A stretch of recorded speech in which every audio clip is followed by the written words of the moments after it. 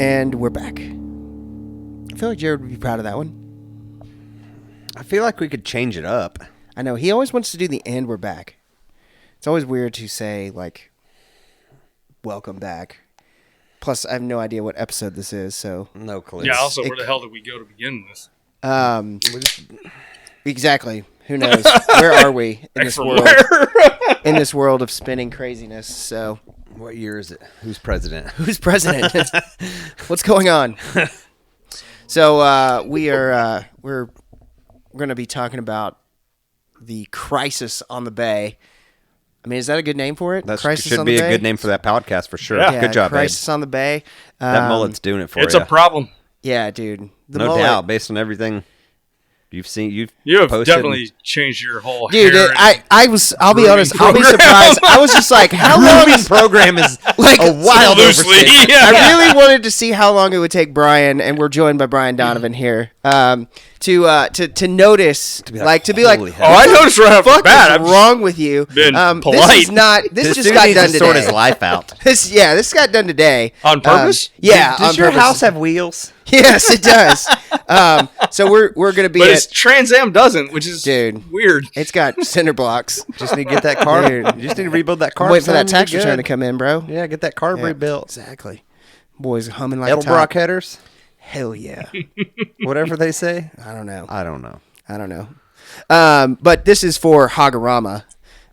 So we're headed into the woods tomorrow to just be degenerates for 5 days, 4 days. Roughly Wednesday. Correct or me if I'm Sunday. wrong, but the loser of this program gets a tattoo. Correct? Oh no, we all get tattoos. Oh, Just because we're all. all of you. Yeah.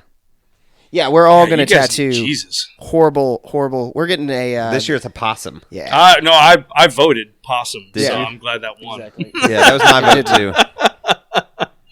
I never got to see the final tally. What won? What did The possum. Yeah, the possum was the best. The possum was the best. Leave me alone. That was good. So I'm getting ready for Hagarama, and 2 years ago when we went, Jared looked over at me at probably 10:30, 11 o'clock at night, was like, let me shave a handlebar mustache onto your face. And I was like, all right, let's do it. And so we didn't get to do Hagarama last year because of the K-Rona. So this year we're back, and I was like, I'm going to one-up him. I'm going to get to it before he can get to it. So I went to my barber and was like, hey, I want to shave a mullet. Barber, yet again, maybe a loose term. Yeah. No, I can officially say this is a barber. I went Yeah. to a person that had clippers. Which makes me a barber. Yeah, exactly. I've got nipples, Greg. Audience, what I'm looking at here is it's not quite a mohawk and it's not quite a mullet. It's We've just- all seen D. Antwoord, right? Yeah. Imagine if they had a bastard child. Yeah. But I got racing stripes. Oh, Yeah. you did. Oh, You didn't even notice the racing stripes. Dude, the guy cutting my hair was just like, I've he been had sitting more on your fun with left this the than whole I did. evening. Yeah. So, He's got some pit vipers, too, down there. Oh, yeah. The pit vipers really bring it all together. There will be a picture of me on social media. There's going to be more than just the mullet that comes out. It's funny because this is a little bit of a proud tradition among degenerates because we have a big blowout lake house weekend middle of January every year, and after cocktails have been poured for quite a while, my buddy Rob asks my buddy Mark, "Can I shave you?" Okay. And gives him the full. He doesn't have the beard doesn't connect. He gets a big set of mutton chops, and then he gets the big sort of like chinless goatee mustache. Okay. And we called him Mark Van Buren for Yeah. the rest of That's the good. evening. You look like a sort of a late 19th century presidential figure. Yeah. Very nice. 100%. Very very dignified. This guy was like, okay, we'll do this mullet. He starts shaving it. He's having a good time doing that. He's like, you got to do some racing stripes, man. I was like, send it. Then he was like, hey, so what's the deal with the beard? Are you growing it out for that? Or I was like, no, man, look at this thing. It's freaking horrible. he was like, okay, well, I've got this kind of mutton chop thing we should do. Like, let's do that. I was like, send it. And to be fair, what you have now is called a longshoresman. A longshoresman. Okay. Mutton chops, you'd have to lose the stash. It's got to Okay. be chops. You've got handlebar or Fu Manchu or prison bars, whatever you call them. You got chops, and the beard sans chin is a longshoresman. I left the flavor saver. It's a sort of a facial hair connoisseur over Yeah, here. he knows it's No, because I've grown some Facial garbage. hair sommelier. Exactly. Walking around with one of those. It's because I've grown some garbage facial hair for fun, Dude. like you're doing right now. So I did my research. I walked in, and my wife was immediately like, I'm glad you're leaving. this is awesome. Oh. She was like, this looks great. This is better than I thought it was going to look. Because she Dude, knew just what I keep was it. like, I'm going to do this. You're already in. Dude. There's an AC/DC T-shirt to complete this look, by the way. He went with wife beater. Yeah. Dude, I've got the sleeveless, it's mullet Cut the time. sleeves off that T-shirt. I've got it. I like this shirt. I'd like to keep the sleeves on it. I'll buy you another one. I agree. I would at least find a second copy and cut the sleeves off that. I've got a it's mullet time t-shirt that has no sleeves and one other little treat that's going to break itself out. Tracy came up with the idea and she was like, here's the deal. Let me pierce your ear and let's get an earring that's just got a feather hanging down. I'll pierce your ear right now. She would have, no, if I let you pierce my ear, she'd be pissed. I know. Yeah. Ice cubes, safety pin. Oh yeah, no, I jam lived that- through the '90s. I know how to do See, it. you get it. She was like, nah, I want to let me just pierce your ear. Why isn't there an ear piercing? Because I'm just not going to pierce my ear. Oh my I don't want to gosh. go through that. Go through that. You've had worse hangovers. You're I right. found you walking up a hill at La Hogorama, and you said, "Oh my God, you're an angel on a 4-wheeler." I thought you were dead. Like you looked like a zombie. It was died bad. that day. That was a He death was day. so hungover he couldn't sit in a deer blind. Like a blind that had 2 office chairs in it with Yeah. windows. Nice blind. Doesn't make you a bad person. No, it I'm was saying just- that was the level it of was hungover he over for was. me. No. over for me It was that bad. day. It was bad. You also slept on your dog on a porch, so Yeah. we've Ooh, all man. been there. From Yeah. No. That's from why a I'm saying there's hangover. no hate in that. Just examples. Examples. just so yeah, we're embarking on a 4-day journey into seeing just how much pieces of shit degenerates we can be, and we're gonna set the record. I think this time. There you go. We've gotten old. I mean, yeah, but we're gonna be that group. We're always that group. Yeah. Like the weirdos off in the corner are Yeah. drunk tattooing each other. Oh, the dude's tattooing possums on each other. Yeah, they're another level. So, well, one other thing I do want to kind of piece of business we need to take care of is we need to make sure that you are subscribed to the podcast so that you can get all the alerts. We have some really cool stuff coming up. We have a podcast already set up with Kirby Brown, right? Yep. Yeah. That is going to talk about all things ducks in the state of Texas, and more importantly, just kind of like this ramifications of moving the seasons back. If you've seen all this stuff that's going on, plus Brian, this guy, he's just an expert on all things water in the state of Texas more than anything, right? Yeah, he's the outreach guy for Ducks Unlimited.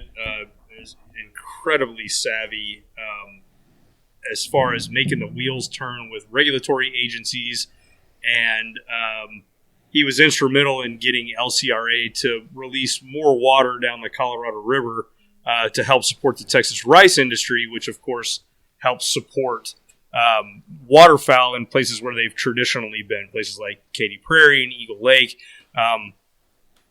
down in to the Matagorda area, and we just don't winter as many birds as we used to, and a lot of that is related to water flows, and that's gonna be a great conversation. He's a really good dude.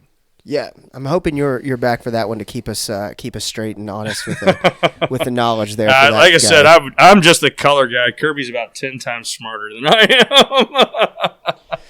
Well, we all need somebody to keep this podcast on track. So, as far as what we're talking about today, here's the basis. I was torn between doing some research for this podcast and not doing any research because I really wanted to just kind of talk through this whole thing as a complete I don't know what's going on. Sure.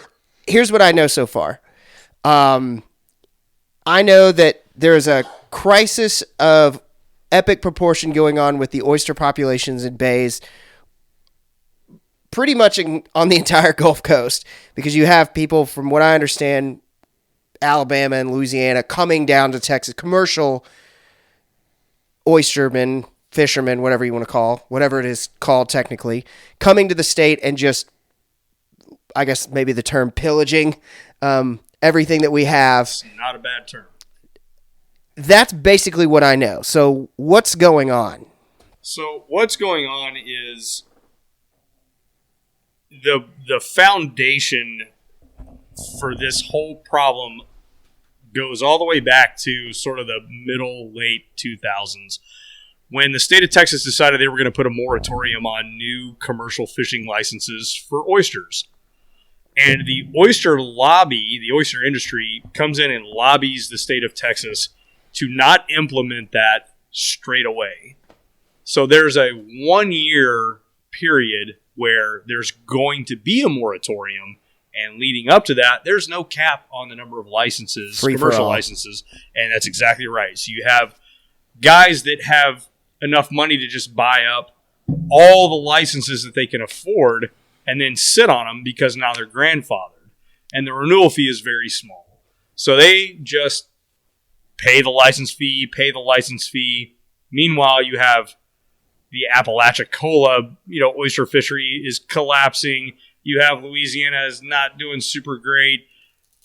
And everybody begins to work their way down the Gulf Coast until you wind up with a situation this year where in my part of the coast, which is the coastal bend, sort of the area from Matagorda to Corpus Christi, give or take, is just overrun with not only oyster fishermen who are from Texas, but from all of the Gulf states, and some of them are even have come up from Mexico.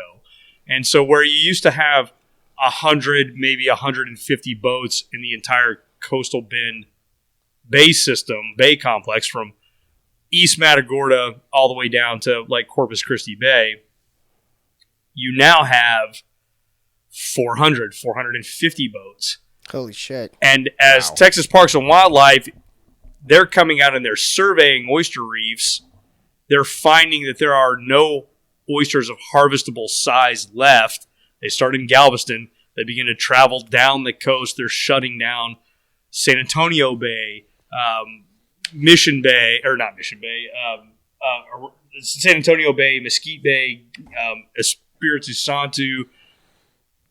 And all that's doing is just sort of squeegeeing these oyster boats into a smaller and smaller area until, we have oyster reefs in the coastal bend that used to stand a foot out of the water, and they're 3 feet under the water now, and 3.5 feet of water. It's a little sort of calcified speed bump on the bottom of the bay where it used to have an oyster reef that, especially on low tide, was big enough for birds to be on. Wow. And it's just, what has caused this collapse? Is there a factor that's kind of started this chain reaction? Yeah, it's overharvest. It is overharvest. Yeah, I mean it is very specifically overharvest. Texas fortunately has recently, just in the last few years, has passed a law that the people that process oysters from where the oysters go after the commercial fishermen drop them off, has to return at least 30% of their oyster shell back to the bay to help re-nourish these reefs. It's nowhere near enough, but it's something.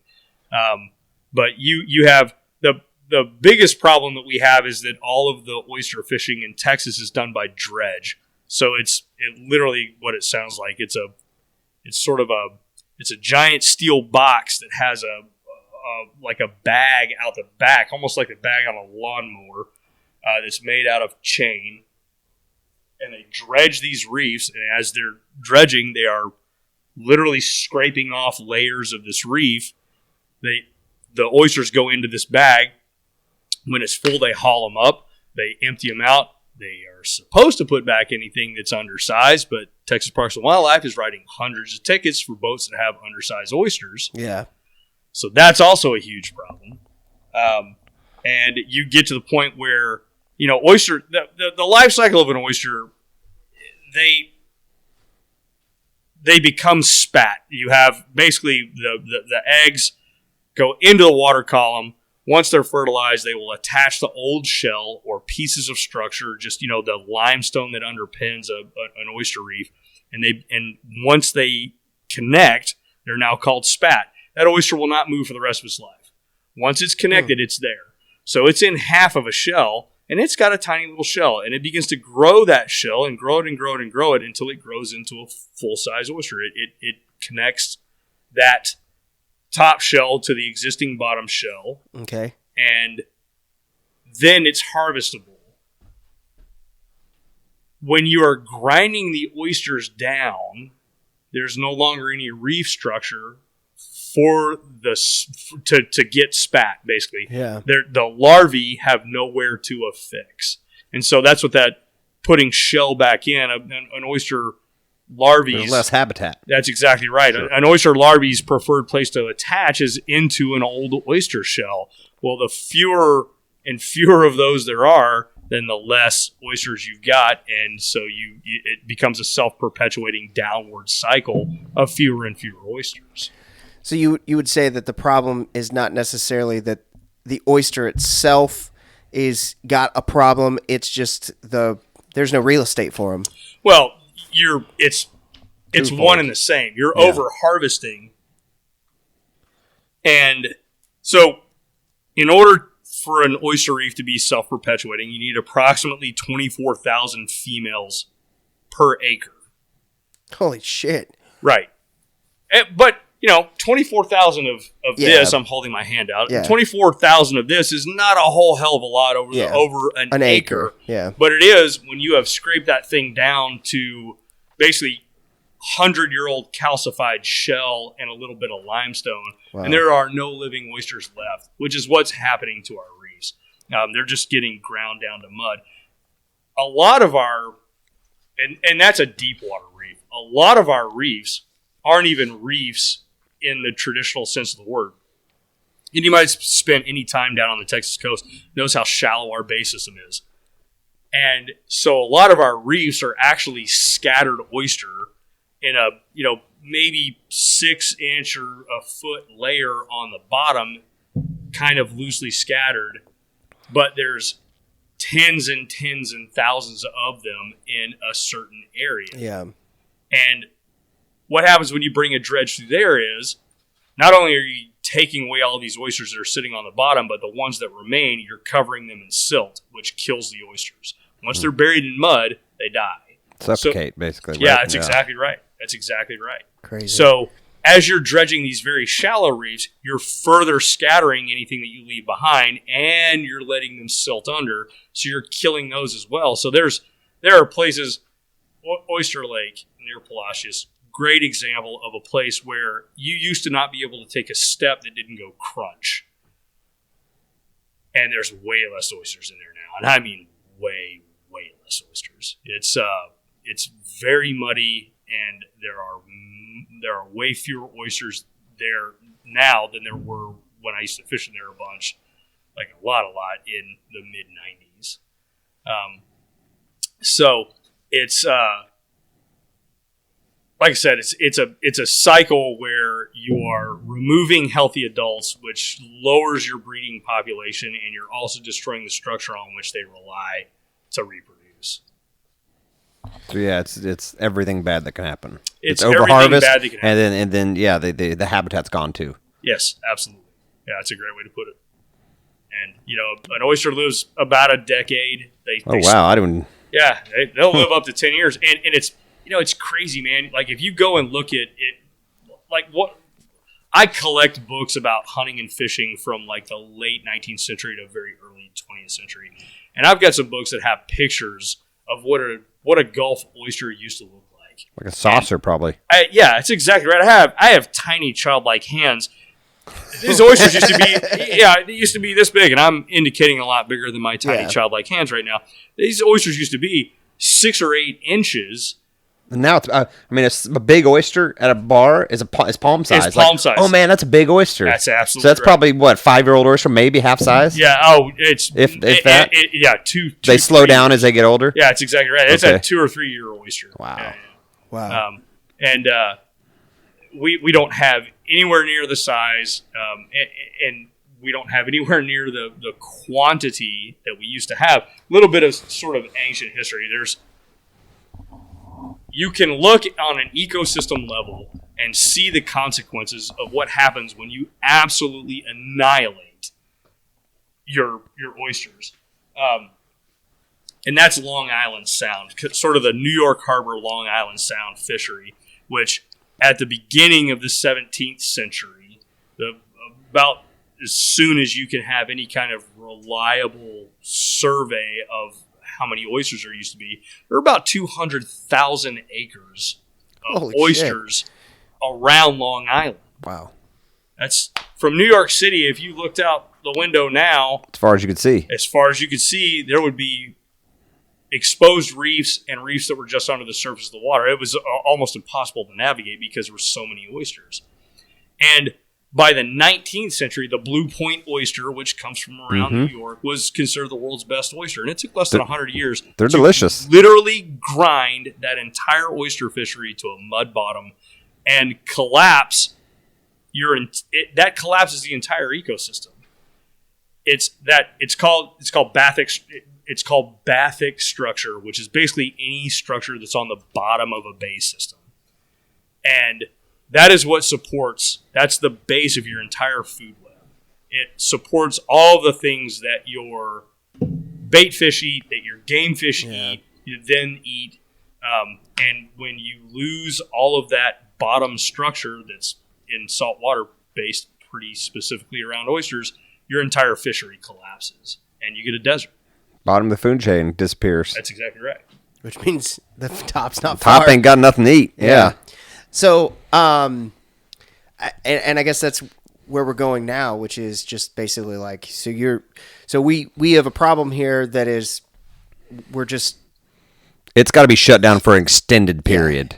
And Texas Parks and Wildlife, to their credit, JT Van Zandt, out of the blue, start of the oyster season this year, guys that are on the water, there's a guide in Rockport named Owen Gaylor, who is just a lights-out fly fishing guide and spends every single day on the water and has a pretty heavy social media footprint. He is beginning to, every morning when he goes out, just post little iPhone videos of the insane numbers of oyster boats that he's passing that are working points in shallow water that are hitting these sort of distributed reefs that I was talking about. Yeah.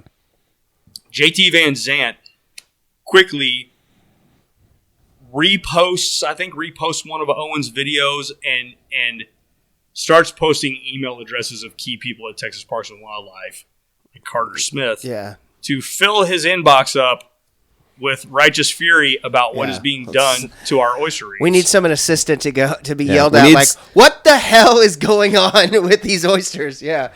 It worked. Yeah.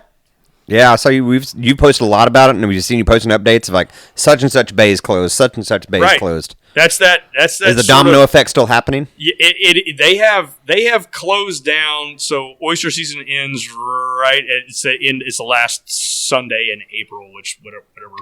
It's during turkey season. So they have closed down. You have what are called major and minor bays. Major Bay, Aransas Bay, Minor Bay, Carlos Bay, San Antonio Bay, Ayers Bay. They have closed down several oyster harvest areas in some major bays like Galveston and Aransas Bay, and they have completely closed some minor bays. And there is a Texas Parks and Wildlife Commission meeting coming up March 23rd and 24th, during which they are going to discuss a permanent closure of some of the minor bay systems. And that is, they're talking about Carlos, Mesquite, Ayers Bay, getting them permanently closed so that you have what are essentially oyster nurseries to help produce the larvae that are required to keep the reefs and the big bays going. Okay. I mean, are there things that can be done from an external standpoint with these reefs? Like, I mean, could we go in as human beings and kind of build... Can we supplement with limestone like dumping or something? Yeah, or like, hey, maybe some of these Ento cars going to Mexico, can we just dump them in the bay? Oh, those caravans. Those things are all leaking oil. Every single one. Obviously, let's clean them up a little bit here. The paper tag caravan. Yeah. No, and that's the great news about oysters is that it's relatively simple to help them. You just have to do it at scale. And get out of their way. Yeah, and stay out of their way. So back in November, back on November 11th, a number of conservation organizations led by CCA and Flatsworthy wrote a letter to Beaver Applin, the Buc-ee's guy, who is also the head of the Texas Parks and Wildlife Commission. Yep. Yeah. So... Okay. Some of you guys definitely didn't know that, so there you go. I remember that news. It's our family's first trip to Busey's. Yeah, so they write a letter to Arch. Busey's. Have you not seen that? No. Sorry to rabbit trail that, but there's this like family on TikTok that it's like a video. This like chick from up north comes down and she's with her family and they stop and get gas and they're like, "Oh, it's our family's first trip to Busey's," and it just interrupts. This dude's just like, "Wow." Get the fuck out of our state. Yeah, go. Turn around and go back wherever you came from. Get your gas and keep driving. Get out of here. You can use one of the 100 pumps. Just keep driving. Busey's. Okay, sorry. It's all right. They write. They're writing from the perspective of captains and conservation organizations that they've seen this excessive loss of reefs in Galveston, Matagorda, San Antonio, Mesquite, Carlos, Aransas, Copano Bay, like major bases. Yeah. Basically covering 2/3 of the Texas coast. And have some very specific requests, and one of them is incorporating metrics for reef depth and vertical relief in the harvest status of public reefs. So what they are currently doing is when Parks and Wildlife goes out and checks a reef, all they're looking for is harvestable size of oysters. Are there enough oysters of legal length to support continued harvest on this reef? And if the answer is no, then they shut it down. A better metric is this reef used to be 4.2 feet high from the bottom. This reef is now 3.8 feet high. Let's shut it down. Hard stop. Make that a metric by which you can force closures for individual fishing areas for commercial oyster harvest. Got it. It's probably I always kind of look at the efficiency of things. That's my OCD. It's probably an easier metric to survey, too. You could survey that with sonar, with couldn't you? Versus because for oysters, they're probably going to have to dive and check them, right? Well, no, because they're doing the same. They're running a dredge. They'll dredge it and just check them? Dredge and see what comes up. Gotcha. Never mind then. So that you dredge an oyster. So as they're going through this process of just measuring the size of them, I'm probably dredging clueless. They're dredging a certain amount, and there's a formula. It's like metrics. Electric shocking fish. Exactly. Right? You just go through and you're like, okay, we killed this many in this stretch. That means there's probably electric shocking didn't kill. Well, I'm just saying, I didn't mean to say kill. Those racist straps in your head. Yeah, dude, this thing is just. I'm instantly I should be fixing that 4-wheeler right now. It's not dynamite there, Joe Dirt. Yeah, it's dirty. It's dirty. So when they dredge them up, if it's like they have set up. I think the lawnmower bag is plays into my mind. So you empty the lawnmower bag onto the deck of the ship, 100%. And then you got a bunch of people. Board. Mm-hmm. So that you can check the size of each individual oyster. So, how big is this bag they're dragging behind the boat? Are we talking You've seen an oyster boat, hadn't you? I mean, probably, but I'm not. It's 6 feet wide. Okay, so we're not talking 40. I mean, maybe the size of that screen. Well, it's enough to bring up a boat sack of oysters. Okay. Which is a boat sack's about like that and probably weighs 60 pounds, 50, 60 pounds. So you bring that up, you dump that out, and then they've got a boat sack's 35 pounds. They've got a measuring stick, I'm sure, of some sort, like a crab thing. Yeah, it's right? exactly like measuring a crab. There's a little device that is basically if the oyster is outside this, then he's legal. Yeah, and so if not, you throw it back. And if not, they it's just- supposed to go back. So- But like I said, Parks and Wildlife is stroking tickets left and right for boats that are possessing yeah. undersized oysters, which speaks to a larger problem. Absolutely. Somewhere, those things are getting sold. Yeah. And that's a Totally. huge problem. Because how many they're not catching? Right. Exactly. Right. They. I mean, Because Joe Oyster Eater he doesn't know. I doesn't don't know, has absolutely Bring no them to idea. me Like, with lemons Yeah. and Yeah, that's exactly horseradish. right. Like, Yeah. oh, Yes, he's like I'll have another Miller Lite and another dozen oysters. another dozen oysters, bring me a few more crackers and another bottle of Tabasco Yeah, sauce. That's exactly. exactly right. He has no idea that Absolutely. he's looking at undersized oysters. 100% somebody's just going to I a know, bar. I'm the- There right, are and like, bad actors out there, and Parks and Wildlife does what they can on enforcement at the source. On the boats, boarding boats, checking oysters, I mean- opening sacks and seeing, are you guys, carrying undersized oysters? But somewhere in the distribution chain, there are bad actors. There are bad sellers and there are bad buyers. And that is an area where I think probably a little more enforcement effort would go a really, really long way. Put the TABC on undersized I oysters. Don't wouldn't get me wish them started on on them. anyone. yeah. Yeah, exactly. Put them Don't on. get me started on that mess. That Put was- them on I've undersized dealt with them oysters and since go. I was 17 Oh. years old. Yeah. So, but anyway, so this letter to old Beaver Applin, They'll put an end to this shit. well, yeah, right. No, they Like won't. we're just gonna, we're gonna build a Buc-ee's in the middle of the bay and solve this whole show. Exactly. Some of the suggestions or requests that these conservation organizations, led by CCA and Flatsworthy, have are to set up a sanctuary reef system. There is over 20,000 acres of available bay bottom from Galveston to sort of the coastal bend, upon which you can build sanctuary reefs, which are exactly what they sound like. They are reefs that are built purely for conservation. They are there to make sure that you have enough oyster larvae to support the reefs that are open for fishing, and you have enough reefs to provide all of the environmental benefits of an oyster reef, to your erosion control, your water breaks during events like hurricanes, your fish structure, wildlife habitat, protection of things like Spartina grass, all of these environmental benefits that you get from especially shallow water. The shallower an oyster reef is, the more environmentally beneficial it is. The more what's called environmental services, the more environmental services that you get from a reef. So you can establish a sanctuary reef system. You can establish a lease, a sort of a two-pronged lease system on existing reefs, where I'm going to give you, Abe, a 10-year or a 20-year lease on TX32 in Aransas Bay. Okay.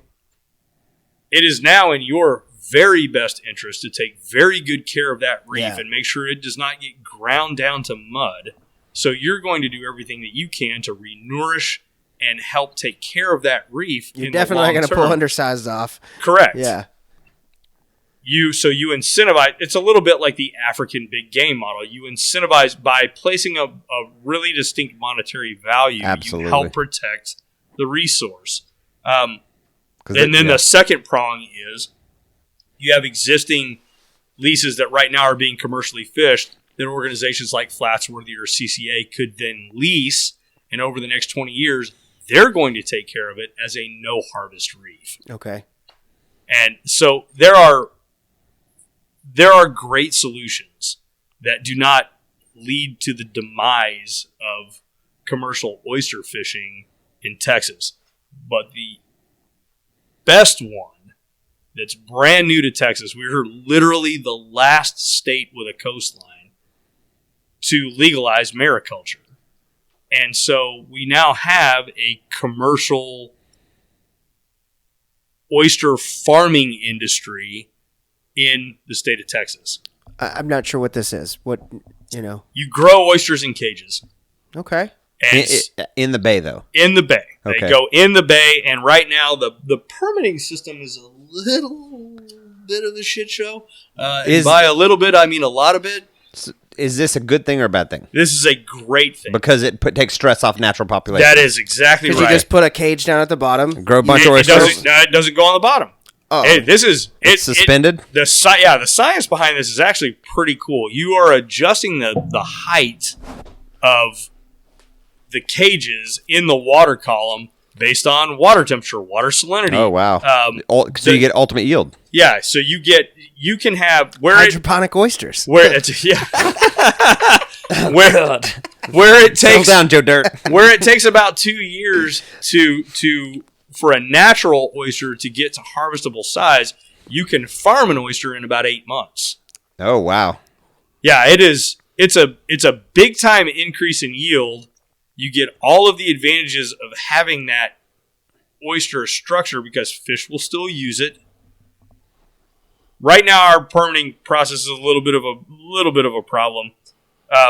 Texas Sea Grant has a mariculture specialist. Is a guy named Mario Marquez, and I feel for him because his whole job is to try to help people who are applying for mariculture licenses navigate our very, very bad application process and also provide feedback to the state about where they can streamline that process. And you know how fast that's going to move. It's going to take 10 years to unask this. But right now they've issued 2 permits. 2. One of them is in Copano Bay, and that's a guy named Brad Lomax. He has the Texas Oyster Company, and he has the Corpus Christi Water Street Oyster Bar, but he also has the Executive Surf Club, which I have crawled out of Making Bacon has played that not place just 2 or 3 times. Time. Yeah, it's that's a Texas music venue, and they have cheap beer and good oysters. I've had So that dude's trying to get ahead of the game. He is trying to get ahead of the game. At the Executive Surf Club. Take a swing at how many oysters you think he goes through a year. 2 million. It's 600,000 in his own places.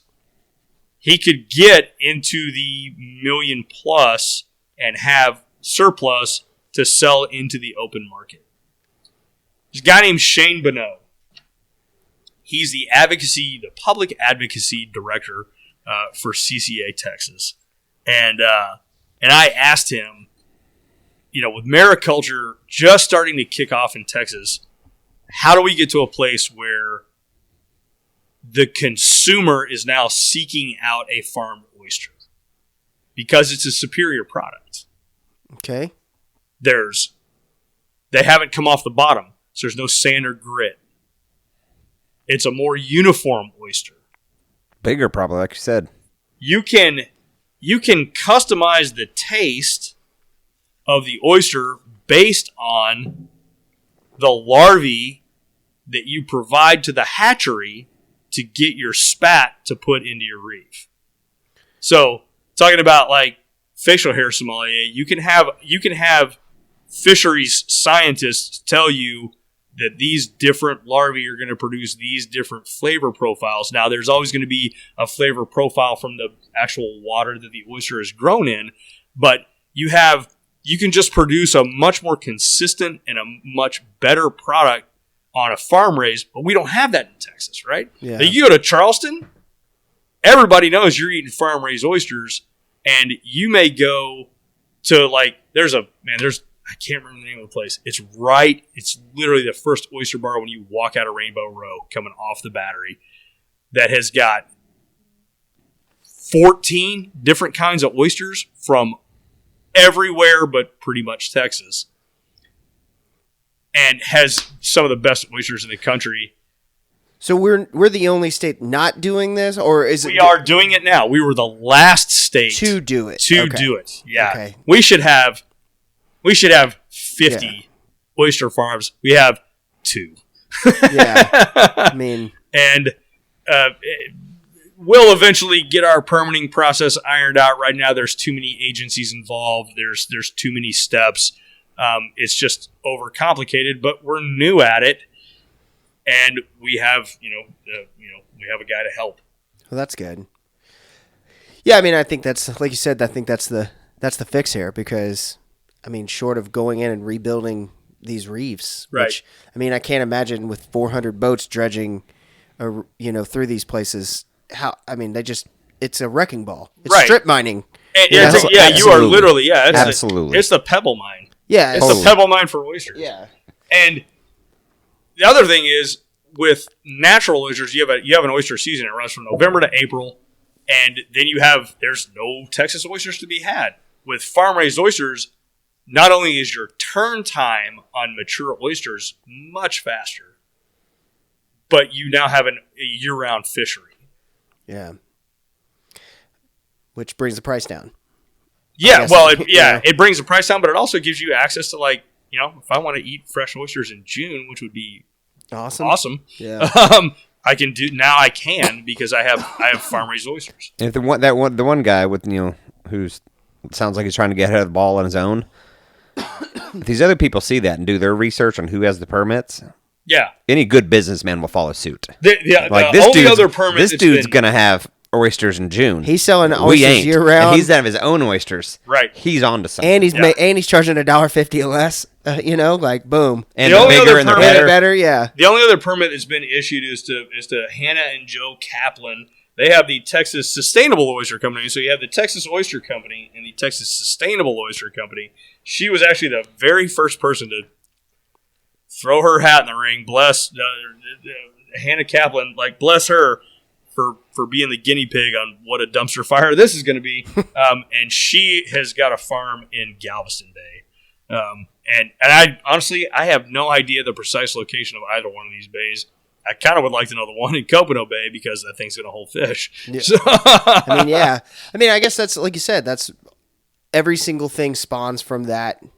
Like you said, bait fish are around there because they've got structure to be around. They've got food to eat. The big fish are going to be there because they've got food to eat. And there are 303 species that utilize oyster reefs. Wow. It's a staggering number of bait, crustacean, that use oyster structure. Yeah. They're outside of, and it's crazy.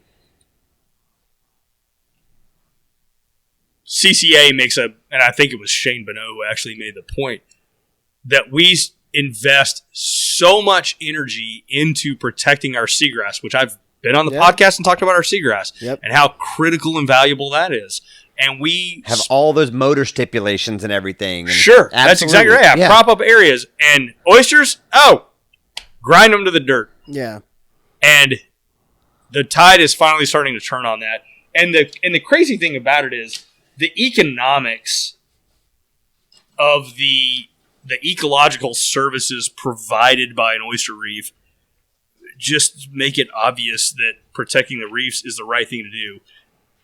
Not only is it, the right thing to do for our fisheries, but where is that? Hang on.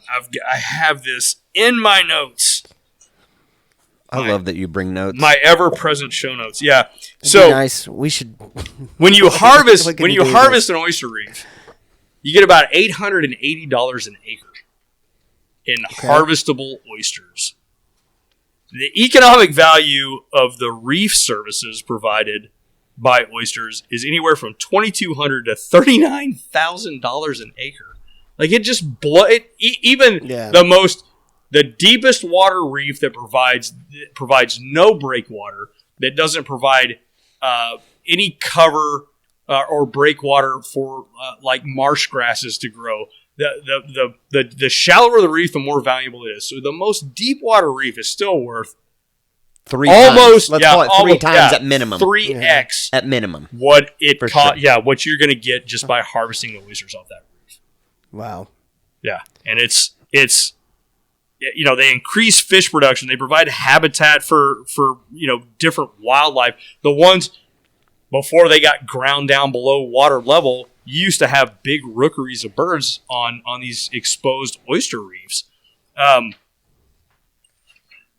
When you have these oyster reefs that are tucked against a shoreline, and they could be a couple of 100 yards off the bank, but if what's behind them is marsh, you're protecting all that spartina grass, cordgrass, all of that stuff that grows back in the marsh that provides, structure for shrimp, redfish, black drum, sheep's head, the whole show. And plus, it's also great duck habitat. Oh, yeah. Yes. All those little crustaceans hanging out in there and all the plant. Yeah. Just That was they feed on in there. vegetation. Yeah. Large duck there's- habitat. Yeah. So, back in the marshes, you've got everything from, small invertebrates to Yeah. various kinds of vegetation that those ducks will feed on. It just depends on the species of duck. Sure. But yeah, it's and that's all shallow water marsh habitat. It's where you see the Owen Gaylors of the world, Pete Capel, who's the skiff wanderer, another guy that's real wired into our habitat issues down on the coast. Those guys are marsh fishermen. They're running these. They're both run Sabine skiffs that you could pull in wet grass. They're fishing stuff I can't get to. That's cool. There'll be 3 ponds further into the marsh than I can get with my motor up and me walking the boat. Wow. Been there. That's dragging boats through shallow waters. Never fun sometimes. Right. But if you've got a pulling skiff, It's a strong argument, man, and they get to get into some really beautiful places, and they get to see redfish, that are just belly crawling. yeah, And I get to see that sometimes too. But I've walked 500 yards from my boat just to get there. you're just like grab a couple beers. And I am over the side of the boat, and off we go. No doubt. So before we, I don't want to move away from this at all, but just what can somebody do? Like, I'm listening to this podcast. I want to get involved. Like, what can I do to help? That is a great question, and the good news is Parks and Wildlife has been pretty evidently susceptible to public pressure on this. We're making a lot of noise, and we're making a lot of headway as far as getting marginal oyster fisheries or overfished oyster fisheries shut down for the season so that there is some breathing room for the Texas Parks and Wildlife Commission, who's the ultimate decision maker, to get their ducks in a row and try to sort it out before try to November sort it comes out. back That's around. exactly right. Yeah. So we've got this meeting coming up on the 23rd and 24th where they're talking about closing down some minor bays permanently to protect them, to give some sanctuary reef structure as a foundation towards a more sustainable oyster fishery. And so soon, it should be, I'm going to guess that probably 30 days prior, so February 23rd, give or take, they will take public comments. Okay. And the places to watch for that, if you're not a member of CCA, if you're not a member of Flatsworthy, if this interests you and is something that you want to help with, those are very small prices to pay to join those organizations, to get on their email lists and get communications. If you don't even want to join, you can follow these guys on Instagram. So follow CCA, follow Flatsworthy, follow CCA Texas. Shane Bonneau, Bonnot. He's the outreach director for for CCA. He's got a fairly light footprint on Instagram, but everything he posts is policy related. Got it. He posts some really good information. Pete Capel, who goes by the Skiff Wanderer on Instagram, super entertaining content, beautiful photography, really well produced videos. He stays on top of all the news. Owen Gaylor, the guide that I mentioned, also produces great content. His Instagram stories were what helped sort of kick off this public advocacy. He was sort of a keystone in bringing attention to, just like I said, getting into the back lakes, going past these sort of distributed reefs on his way to work with clients on the boat, and just sort of surreptitiously filming. There's 150 boats in a 2-acre area. Holy shit. It's ridiculous. 150 boats in It's 2 like acres. fire ants at a picnic.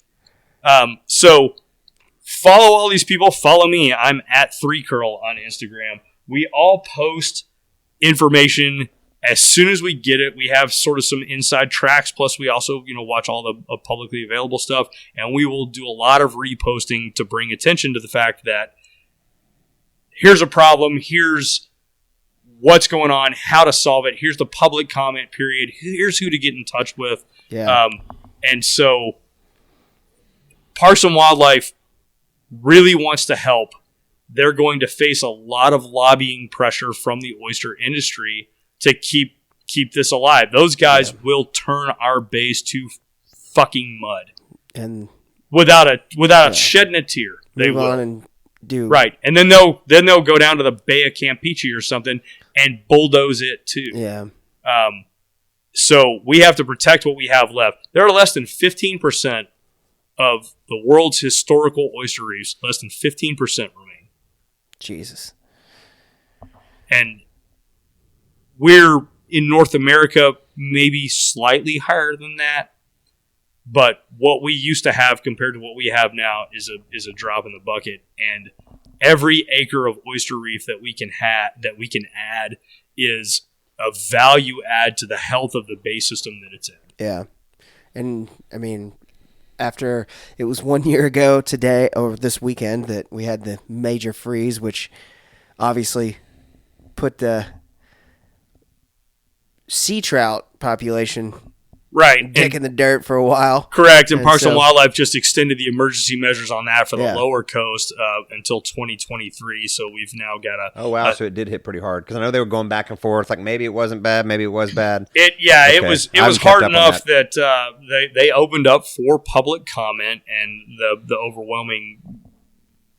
overwhelming public sentiment was extend these regulations another year. That's refreshing. But they do sunset. I got kind of some messages on Instagram. I can't believe you support this. They're never going to put it back where it used to be. And in the 80s, Parks and Wildlife did make some adjustments that were based on some freezes, and they left them.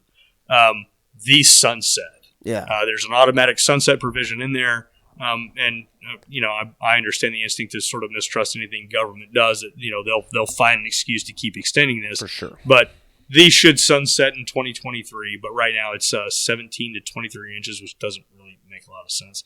I would have made it 15 to 20 personally. Like anything over 20 should go back. 3 fish limit, totally on board with. I have not kept a trout this year, or I did not keep a trout in 2021. Not going to keep a trout in 2022 either. Yeah. So. I can go a couple years without even one. We talked about going down there, and I mean, granted, I love to. It's fun. Catching trout's super fun. That's the sound of a man getting a beer from the Yeti. Sorry. I like catching trout. I like eating trout, but I just kind of said, like, we haven't done a lot of stuff up here on the water that we want to do. Yeah. Maybe our dumbasses don't go hassle them for a while. Like, there's plenty of other people hassling them. Jug some catfish, catch some crappie. I love jugging catfish. I love the jug. Oh my! You can, right here on Denton Creek, 3 miles. Yeah. You can show up whenever you want. Yeah. During the summer, my boat park's on the side of the house over there. You say when. My buddy Mark that I mentioned all the time, he bought. Have you seen the Diddy poles? No. Oh, dude! So they have a spike on the butt end of them. Okay. And then it's a big extendable fiberglass pole, so it's an individual line. It's like limb lining kind of? Yeah, so if you're how fishing, we catch crabs. If you're fishing creeks, you're fishing rivers, you go in, you jab these into those bank. high banks. Yep. That's exactly That's right. all Denton Creek is high banks. There you go. Yeah. It's on. Look up Diddy poles. It's super cool, man. I've got ideas. And dude, you don't gotta stay long gone. Gone long. We pissed off one time for, I don't know, half an hour maybe, and came back, and 4 of those things are pegging the they're fiberglass, so they're real whippy, so they're just bouncing whipping like that. Yeah, they're just bouncing. Yeah. I built my jugs PVC with a pool noodle on them, that rig, but put the T. It's how I built mine. So I can half hitch them and adjust the depth. So I put a shitload of twine on there, and then I'd find the bottom, pull it back up, half hitch it, so it's sitting pretty vertical. Right. Or taut enough so if it gets not pretty vertical, taut enough so if it gets some pull, because you pull them up, pop vertical. Yeah, it will pop because you've seen them where you pull them up like, oh, there's a fish, but there was too much slack in it. Sure. So yeah, because we will free float jugs pretty frequently. Okay. Which is productive, but a lot of times you're right. You do get you get faked out, like the sand has. A wave has tipped it, and it looks like there's a fish on it. There's just sadness and nothing. So yeah, on this creek, I found some holes, and you kind of spatter them about. Then I'll get the top, and then sit there for a while, run back through, start at the bottom, work back up, chill, work back down, chill. Like, it's great. Yeah, it's It's a leisurely way to make some catfish fillets.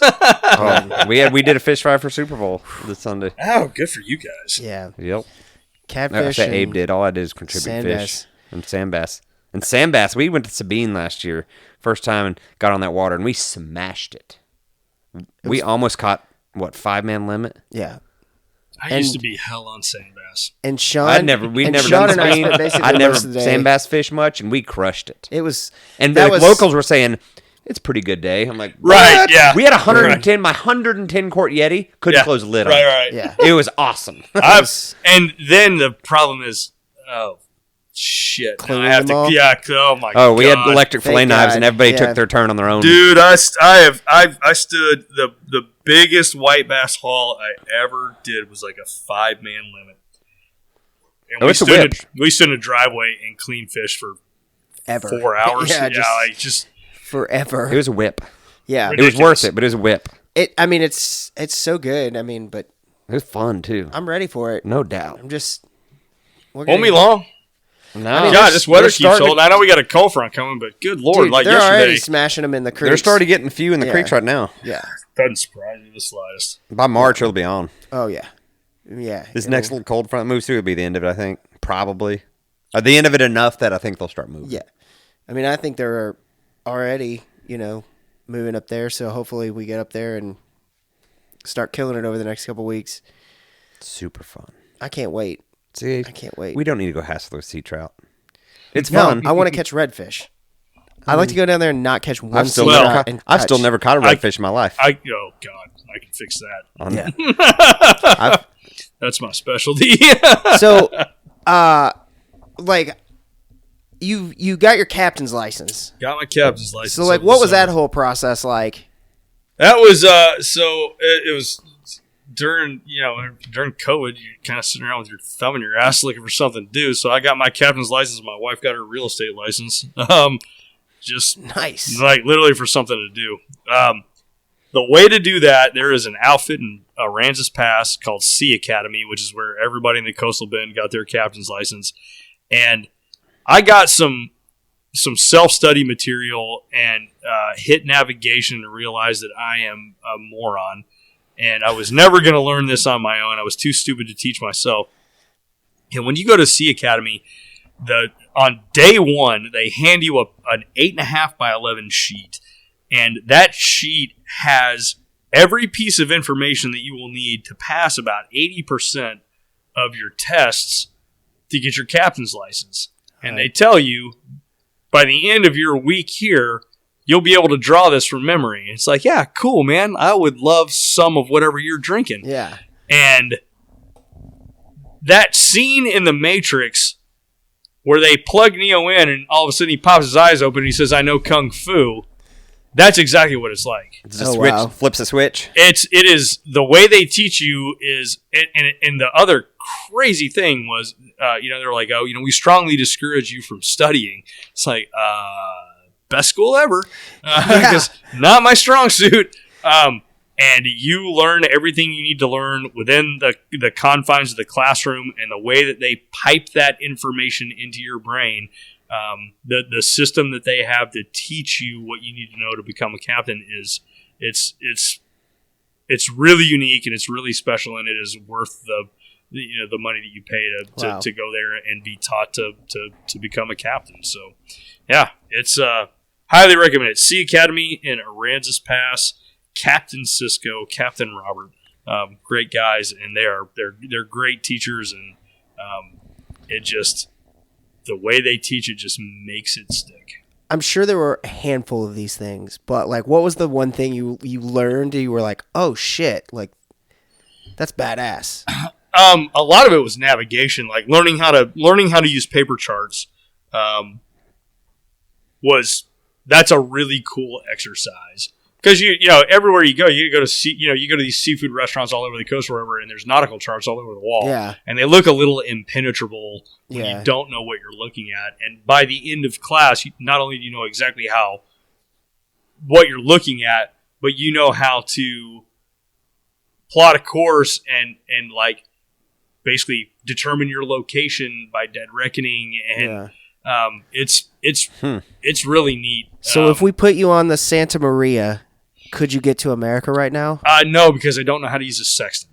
Okay. I would That's not that- be able to turn. that's Yeah, Like The compass thing you looking look thing. at the stars with, or Correct. like it's got Oh, like yeah, a yeah. half Yep. moon and a. yeah. So you need that to. Oh, I may screw this up. You need that to determine your longitude, and you need an accurate clock to determine your latitude. And I'm pretty sure. Holy that's right. shit! How the Yeah, fuck did people get around? So well, Chunk of that- luck. Like literally, a revolution in navigation was Yeah. the invention of an accurate clock. What was a maritime clock? A maritime clock. So just like a regular ass hand watch.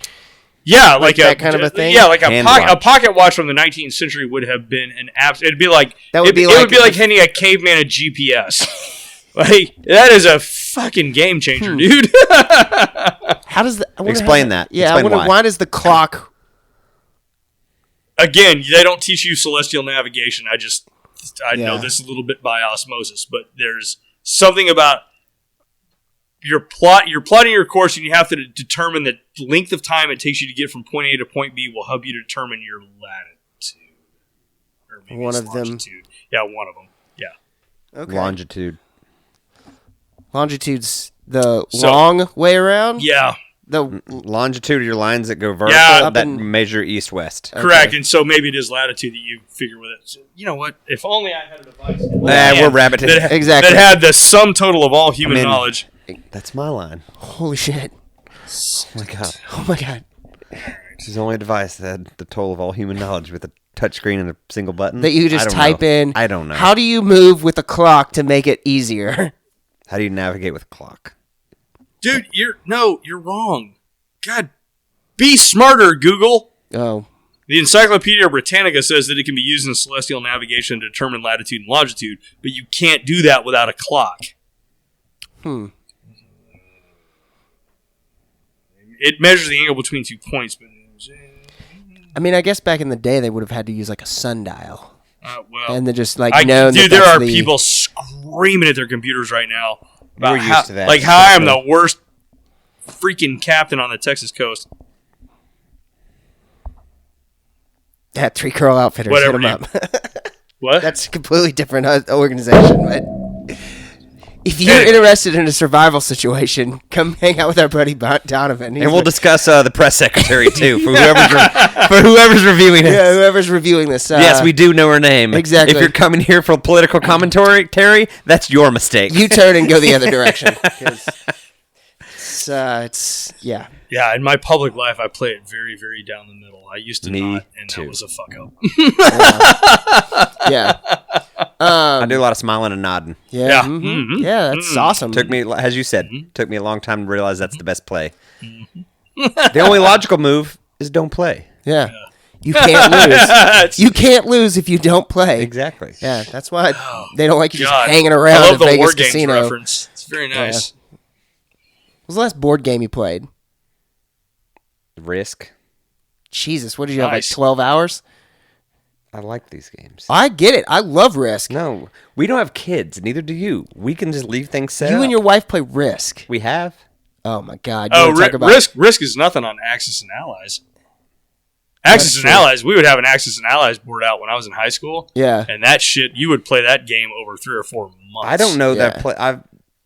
I don't know that I've played a board game version of it. Axis and Allies? Oh, yeah. No. It's All right. Yeah. I mean, Was we're in the- the summer. I need to save this for next This winter. is like Yeah. this is like 90, 91. Yeah, so you would lay that out and you could play it for Oh, in months. high school we had risk games at friends' houses. a couple, That was 2-3 hours at a time. Exactly. I think we figured out what we're going to do up on the shelf up there. That's the board game hole. We're just going to start a Risk, game Deal of Risk. done. No problem. Yes. Let's do it. This is going to be awesome. What was the Every- last board game you played? During the pandemic, I got to be really, really careful here because my wife is the chief financial officer and chief operating officer of a very large game company. Oh, yeah, okay. Yeah. The game I'm going to mention is not one of her games. Sorry, babe. Yeah. Love you. We picked up a copy of a game called 5-Minute Dungeon, which is exactly what it sounds like. It's like a quickie, super fast way to play like basically Dungeons and Dragons. here's the monster or the problem, and you're just flipping cards to Sounds solve it kinda or get interesting. killed. Yeah. Yeah, it's pretty cool. The other one we played a ton is one of her games, and it's called What Do You Meme? Which is, Oh, yeah. yeah, which is And sort of we're like a from- Cards I'm Against Humanity meme. It's good. Sort of game. Yeah, It's good. I played that.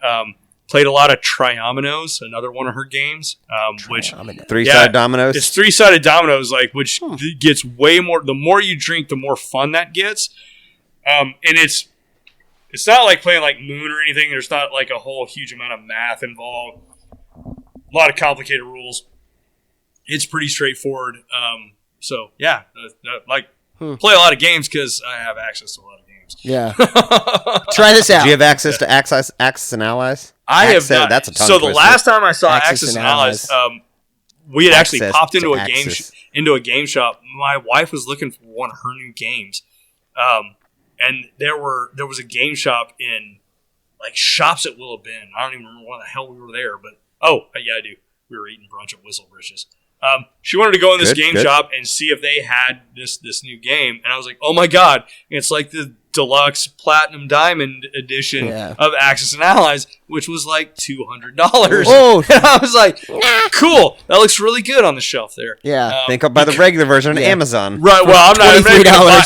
going to buy that because I got nobody to play with. My wife Yeah. would lose interest after about 15 We should minutes. take the risk board to Hogorama.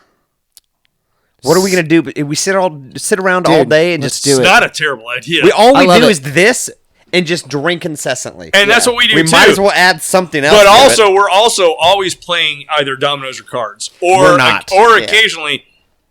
So, this buddy of mine that has a lake house, like really close to my lake house. He's got.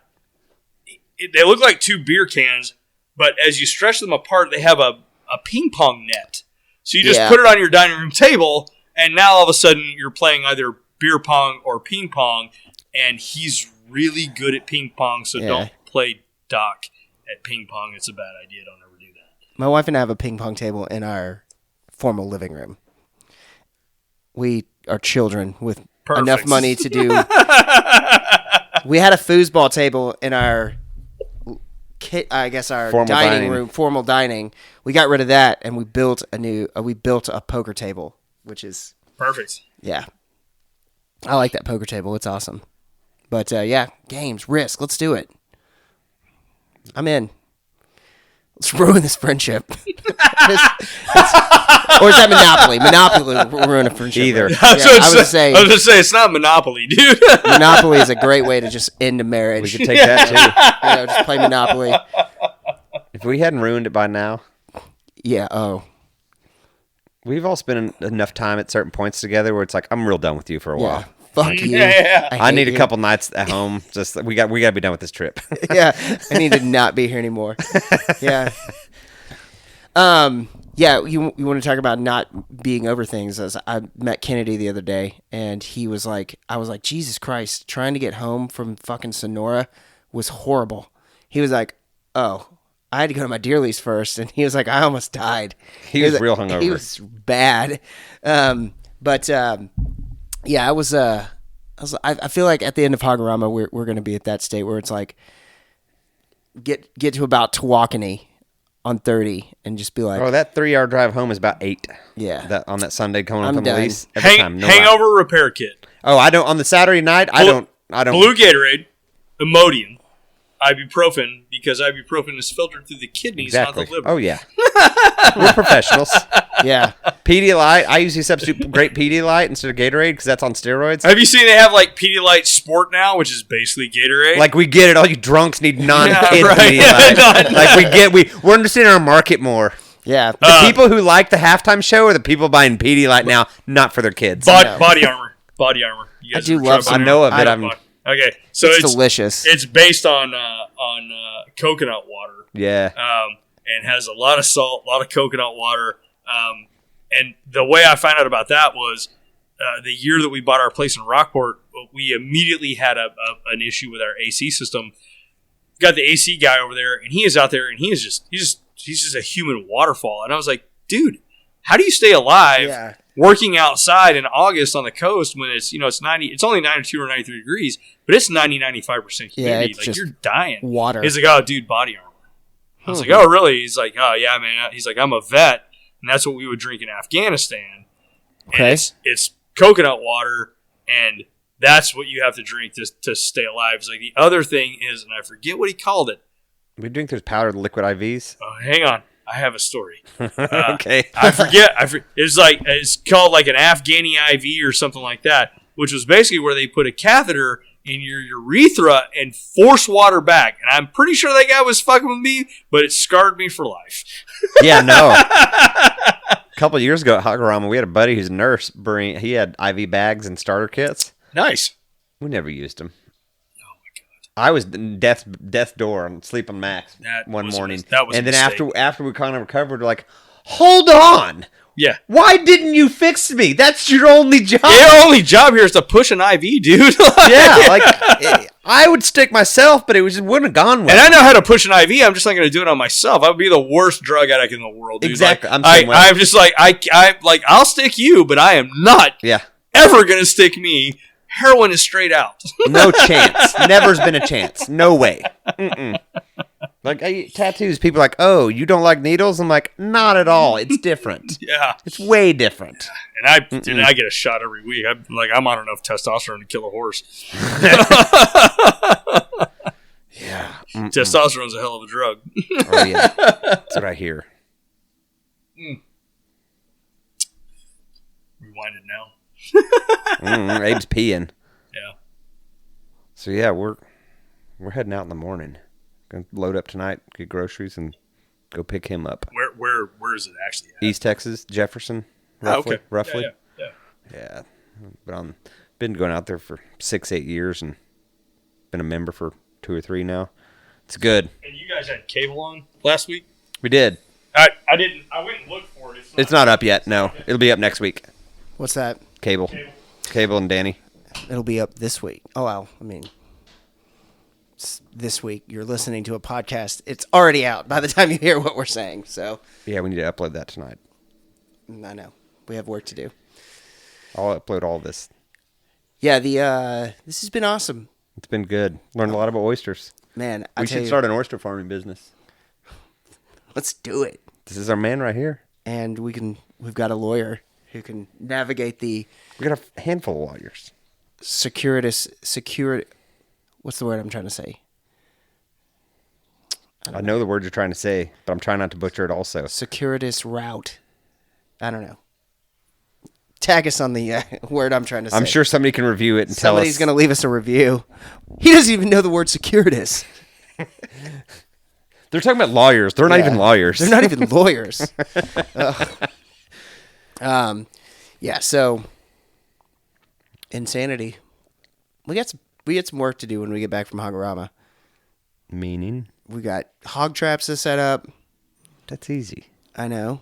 It's still work. It's moving a cell camera. That's it.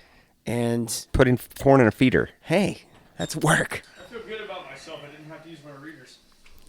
There you go. My arms were long enough. Yeah. I made my font big enough.